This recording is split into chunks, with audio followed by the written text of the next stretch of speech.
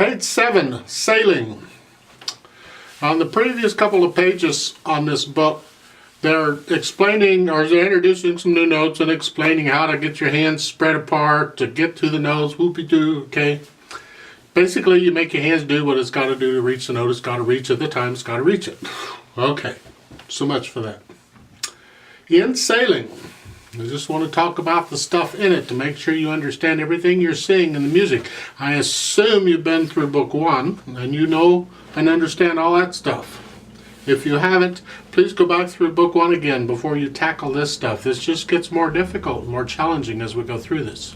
I'm going to start with the right hand. They're putting notes in the music to help you out. There's a note there when the right hand comes in. It says new hand position.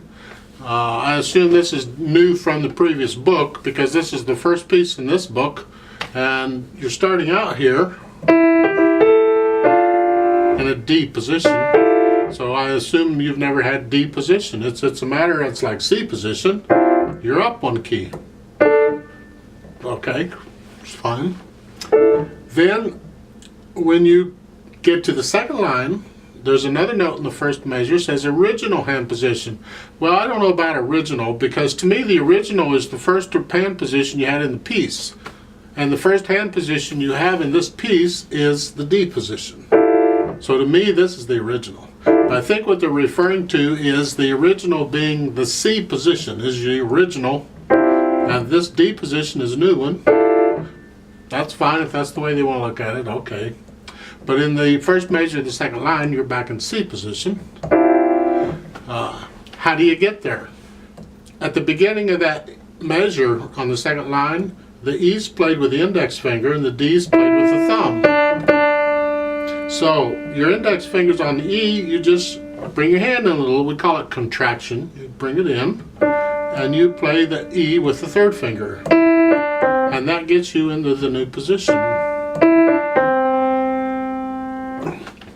Then when you get to the third line, first measure, you go back up to the D position. There's a note there that tell you to, although they don't need the note, because the E, the first eighth note there, with a 2, tells you to do that. That's enough to tell you to get up there. Then in the last line, in the first measure, it's back to the original hand position. You're back down here. It's like the first measure of the second line, well, same thing. In the left hand, you're starting out in C or an F position here. It's as if your hands were in middle C position to start with, you know? Anyway, you're in F position. Then when you get down to the second line, third measure, there's a note, new hand position. They want the fourth finger on the F. Right now the fifth finger's on it. So all you're going to do is spread your hand out a little bit. Actually, you're going to leave the thumb where it is and move the other fingers. Okay? That's what it is. You're not just going to move that. I mean, you could, but most people don't. They just, so it's here. So the fourth finger plays the F. Fifth finger plays the E, and then for the last 2 eighth notes on the second line, you have a rest right before them, so you don't have to reach up and leave the little finger where it is because of the rest. You're here, you simply come back. So your fourth finger's on the G again. You're going back and forth between these 2 positions. They might think you should go here to here to here to here. I think that's overly difficult, and I think it'd be better for you if you get in the habit of leaving the thumb where it is in this case. Unless you need the thumb in the new position, leave it where it's at. And in the third line down, first measure, your thumb is still on the C. Right? Now, in the third line, second measure, you're playing the A with the third finger. Now you have to stretch out a little bit to get the E with the little finger. You're dumbing out. Okay? That's where you're stretching out with the little finger. Now in the third measure, the AC, you're playing the A with the third finger again. You're not playing it you haven't moved the hand down. You're leaving the hand where it is. To get the E, you just move the little finger. And then there, when you need that A in the third measure, it's third finger again. The last two measures, okay?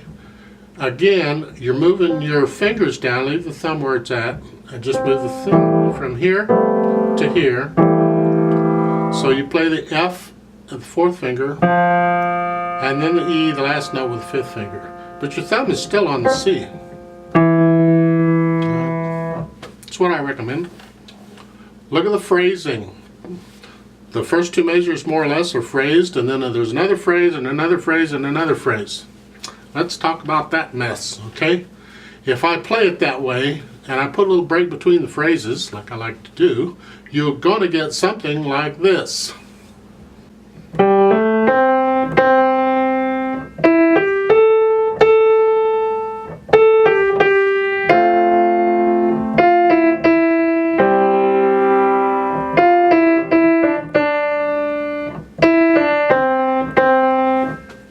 Now, you want to play that, that's fine, but I have a problem with short phrases, and that is they tend to make the piece choppy. Blah, blah, blah, blah, blah, blah, blah, blah, blah. And, you know, I like a piece to flow, and to do that it really needs longer phrases than that. Well, if you read the words, I am sailing home again, cross the sea, I am sailing. See, the first couple of measures, the first phrase is fine, I am sailing, okay? Then it starts a new phrase, I think I am sailing home again, cross the sea is all one phrase to me.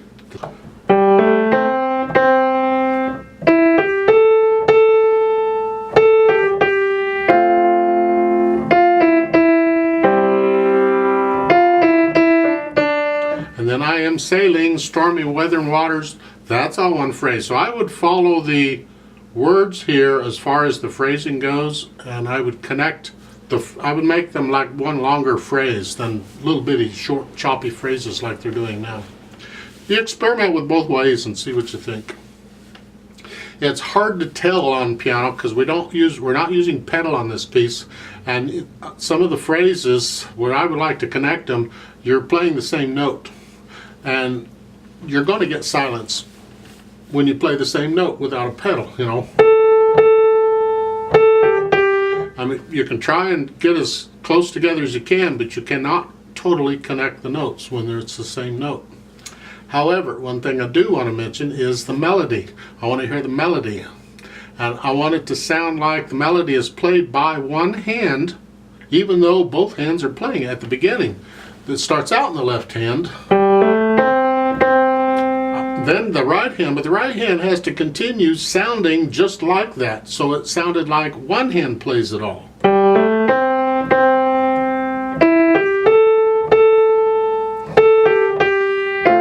Then when you get over to the the last two measures of the first line, the left hand chords, those are softer because the melody's in the right hand there.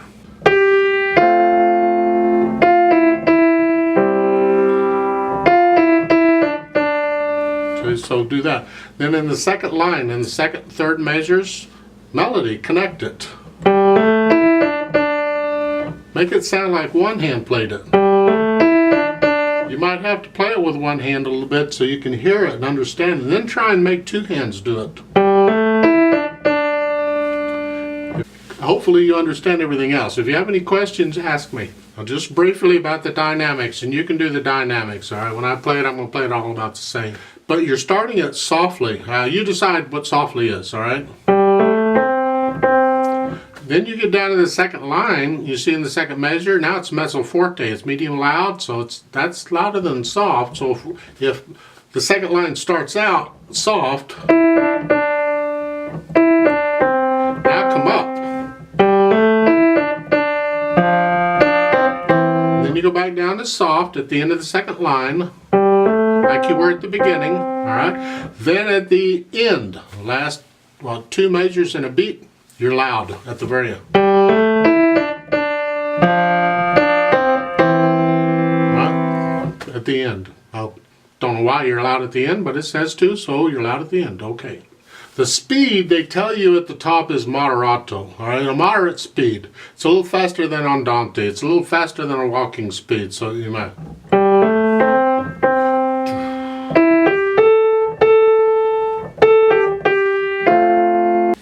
This is in common time, or 4/4 time. It does have a pickup beat, so let's try it together. I'll give us 3 counts and we'll play it. So put your hands where they go. The left hand's here, right hand's here. All right, here we go. 1, ready, and go, and.